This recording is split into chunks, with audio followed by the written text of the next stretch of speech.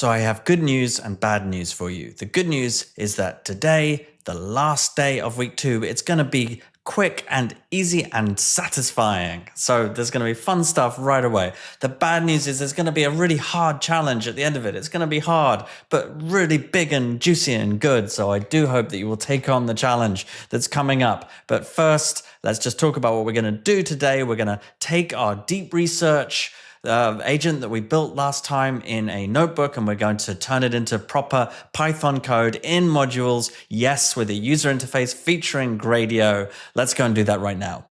And so here we are in Cursor, and we're going into the OpenAI folder, but now we're going into another folder, into the deep research folder that is beneath it.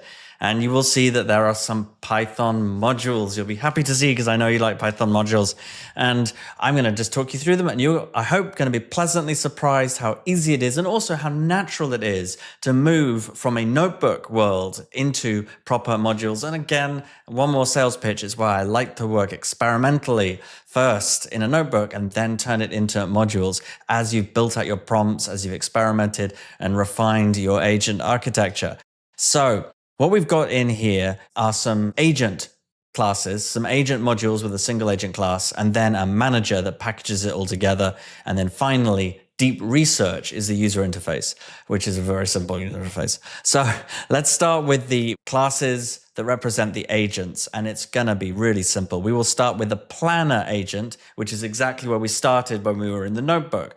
The planner agent, we've got this how many searches. I've got it set to 20 now, but I'll turn it back to 3 before I check this in so that no one racks up a big bill if you use it.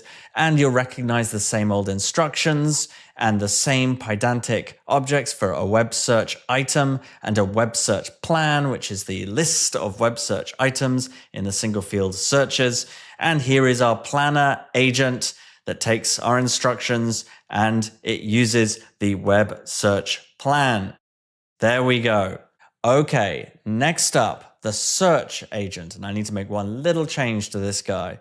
So this is the search agent. The instructions you'll see here, your research assistant, and it's got this format. You'll remember that we stole that format from OpenAI's documentation, a very nice set of instructions right there. Don't know if you spot the little change I have to make, but the tools in here, I need to add in that parameter to make it nice and cheap. So let's go and do that together. If we go to this lab, if we look at what that parameter was, that parameter was actually near the top, I think. We did it at the very beginning. There we go. It is that the search context size is low. Let's go and put that in there right now so that no one spends unexpected amounts. There we have it. Done. Okay, so that is the search agent class in the search agent module. And now we've got a couple more, 2 more agents to talk about. The writer agent, again, and you know, the benefits certainly of having these in Python modules, it looks very crisp and simple. You can see exactly what's going on. We've got our instructions. We've got the pedantic report data that has a short summary, a markdown report, and follow-up questions. And then our writer agent, which is the agent that will take all of the information from all of the searches and turn it into a report data object. And the final agent, if you remember, is of course the email agent. Here it is. This is stuff that you will recognize. This is just the same thing that is going to send the email. You must remember, please, to change this to be your verified sender here. Put your verified sender here, and then put some other email here. Put your recipient here. Not me. I think I might change this before I check it in, because otherwise someone's going to forget, or many people will forget, and I'll be overloaded with spam email. All right, so this is the tool. And actually, it's good to have a comment in here, because that will send an email with the given subject and HTML body. Very nice. Okay, so that is our email agent, and that is all 4 of our agents. What's coming next is Research Manager.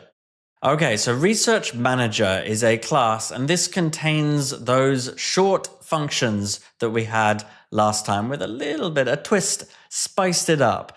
So first of all, there is a single method here, run, or it's a coroutine if you want to be pedantic with me. This coroutine run, an async def run.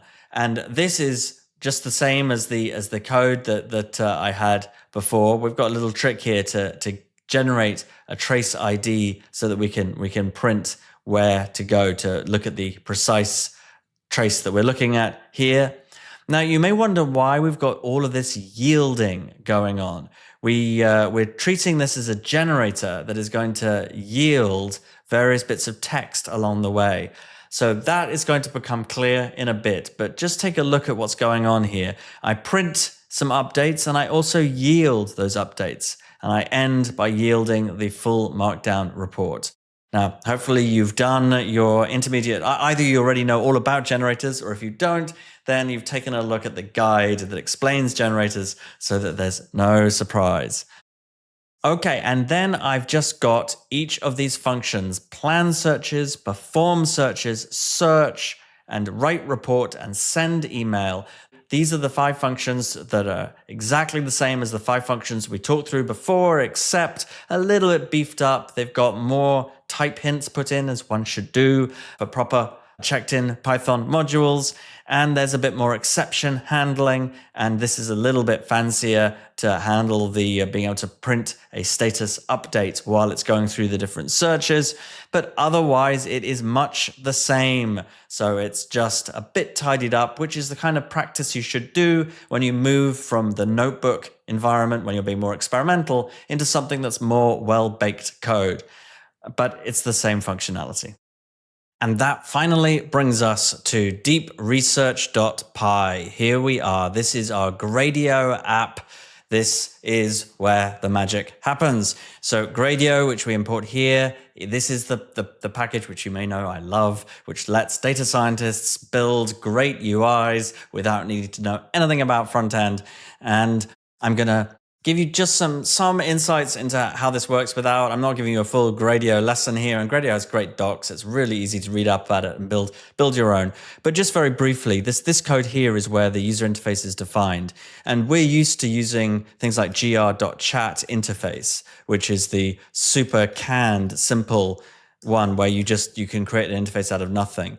If you want to actually build your own user interface from scratch, then you have to use a slightly more detailed version when you do with gr.blocks as, and then something like UI, and then you put your code in there, and then you say UI.launch at the end. And that's the way to do it. That will then build your user interface. So that is exactly what we've got here. We say with gr.blocks, and then you can pass in a theme if you want to have a different theme to the standard theme, and you can find the different colors that you can have in here.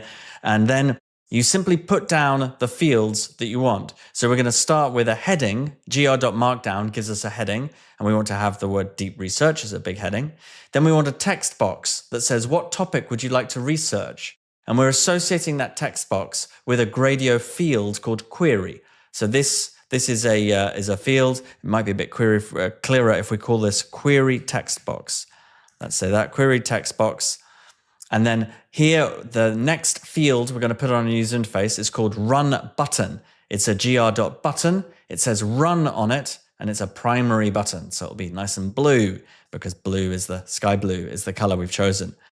And then the next one is going to be report, which is going to be our actual report text. It's a markdown, and its label is report.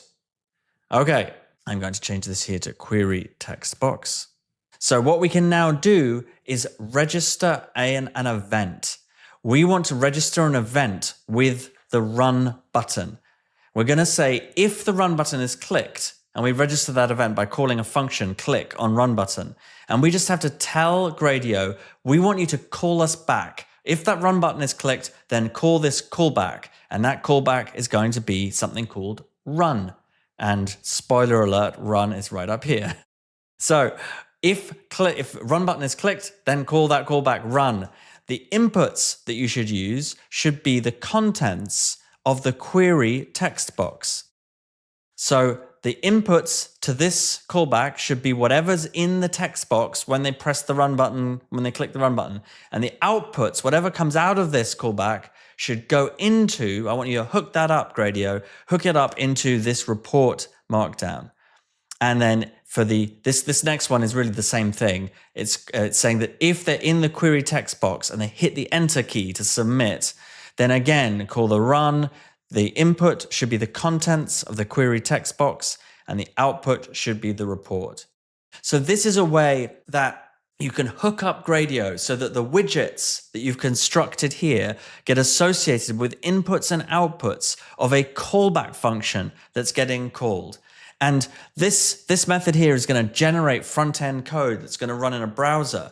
And when they press that button, it's actually going to call back this Python code in our class, populating it with the right fields.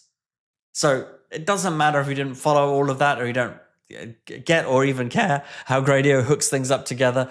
Just have some general intuition for it and know that UI.launch is the thing that is then going to generate the front-end code based on that and figure out how to make sure that our callback gets called. In browser equals true means that it's going to bring up a browser window right away. You don't need to have that if you don't wish. So the only remaining thing for me to mention is what then is this? What is going on with the run up here? So this is the callback that gets called. And you can see that as part of this, I am calling the research manager.run. And that is the long function that we looked at a moment ago that had lots of yields in there. And that brings me to the final part of the puzzle, which is normally in Gradio with these callbacks, you just return a result.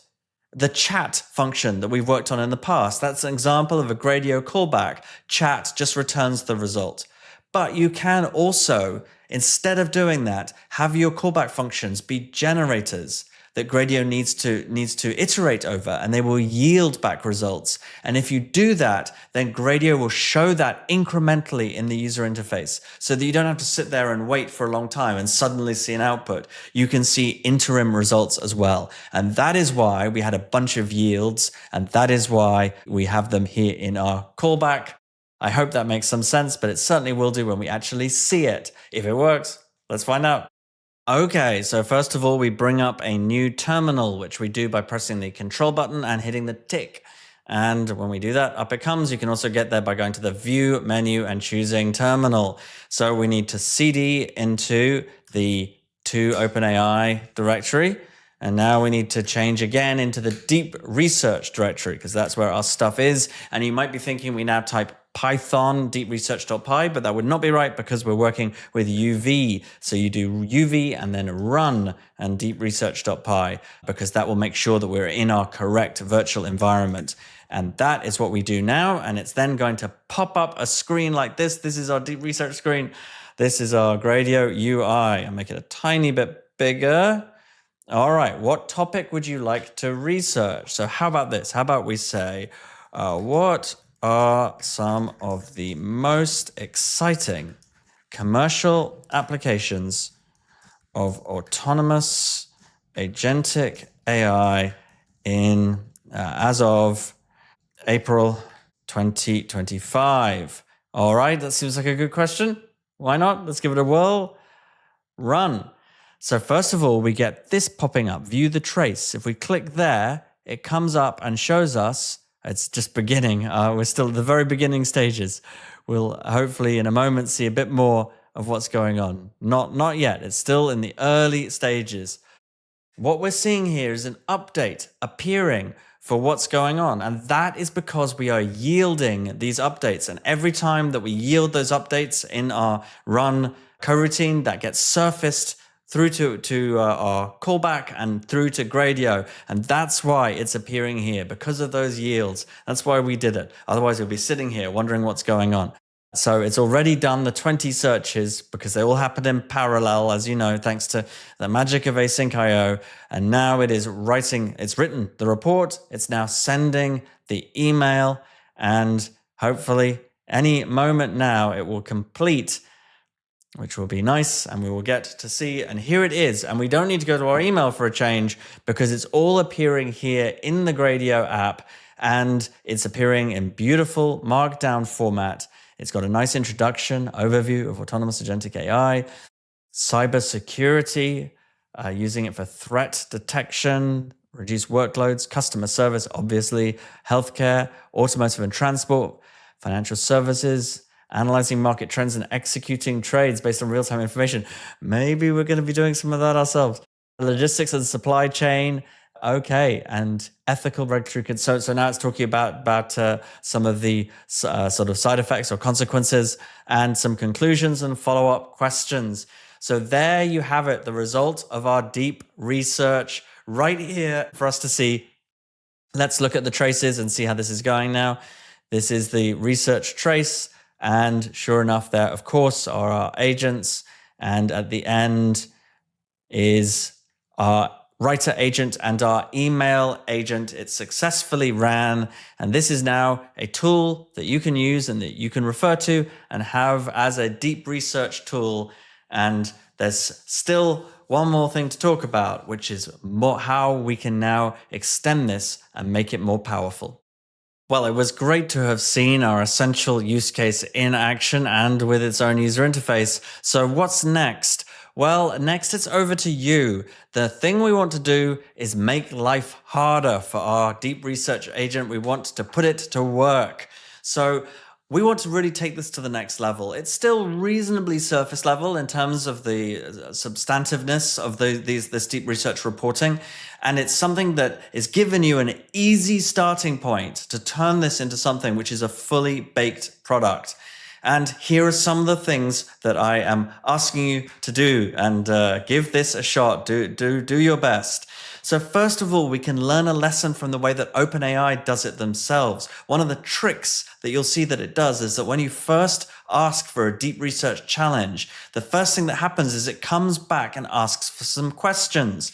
And so it would be great for us to build that. You can imagine that's very simple agent step. The first step is to come up with 3 clarifying questions associated with this query. And then make sure that you incorporate those clarifying questions in what searches are done. Take them into account. But then the hardest part of this is that you really want to turn that manager that we have from just being a Python script and a series of function calls into being something that's truly agentic. Take some hints from what we did earlier in the week when we were taking agents as tools and when we were doing handoffs, and build some of that into the deep research so that it has some more autonomy to decide whether it wants to do more searches or not. You might want to put a cap on that, but you put some controls in there, but you want to try and give it some ability to go off and explore, and also potentially to refine the queries based on what it's learned so far. You could be thinking about adding in the kind of evaluator optimizer design patterns so that there's another agent that gets to check the work of the deep researcher as well.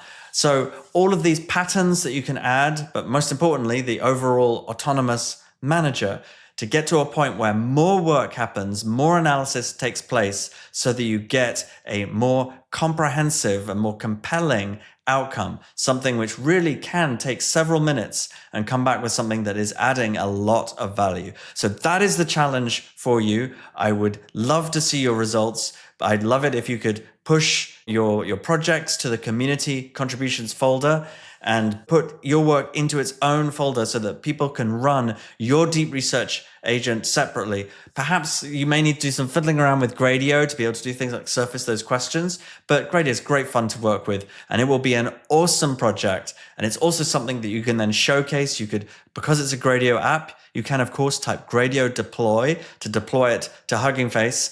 And that way you can have a spaces where it's live, you can share it on LinkedIn, and you can get others to try it out too and be able to show people about the expertise that you've acquired in building sophisticated agentic AI. And with that, that wraps up week 2, and I have had so much fun. You can tell I absolutely adore OpenAI Agents SDK, and I'm excited to come back to it again in week 6. But as it happens, Next week, we're working with CrewAI, and CrewAI is my second favorite. So it may not be quite as dear in my heart as OpenAI Agents SDK, but it's my second favorite. It's also really cool. It's very close to OpenAI Agents SDK. And of course, it has some different concepts, and there's some ways in which it's definitely better, as you will see. And I can't wait to show you. So see you for week 3, CrewAI week coming right up.